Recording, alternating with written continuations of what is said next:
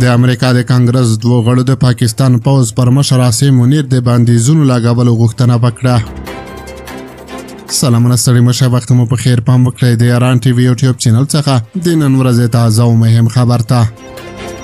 د امریکا د جمهوریت غوښتونکو ډیموکرات ګوندونو دوه استازو د پاکستان پر پوځ لوی درسیز عاصم منیر د بندیزونو لګولو لایحه کانګرس ته وړاندې کړې ده. د امریکا کانګرس ته په وړاندې شوې لایحه کې پر جنرال عاصم منیر د پاکستان د پخواني لومړي وزیر عمران خان د بندي کولو په ګډون د سیاسي مخالفینو د ځپلو تور پورې شوی دی. دغه مسوده چې امریکایي رسنیو ته کاپي لیږل شوې د پاکستان د دیموکراسۍ مسوده نومیږي او غواړي چې په راتلونکو 180 ورځو کې د پاکستان د پوځ پر مشر بندیزونه ولګول شي.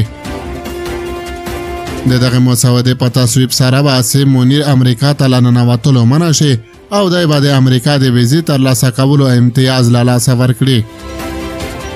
دغه مسوده چې د جمهوریت غوښتونکو او ډیموکراتانو د استازو لخوا وړاندې شوې د پاکستان د پوځ مشر تورنوي چې په قصدي ډول د سیاسي مخالفینو په ځپلو او په غیر قانوني بندي کولو کې برخه اخلي.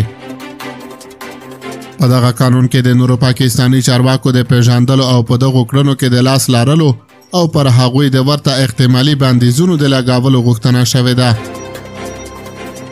په مسوده کې د پاکستان د پخواني لومړي وزیر عمران خان نیول ناانصافي بلل شوی او د هغه ژر تر ژره د خوشي کېدو غوښتنه شوې ده.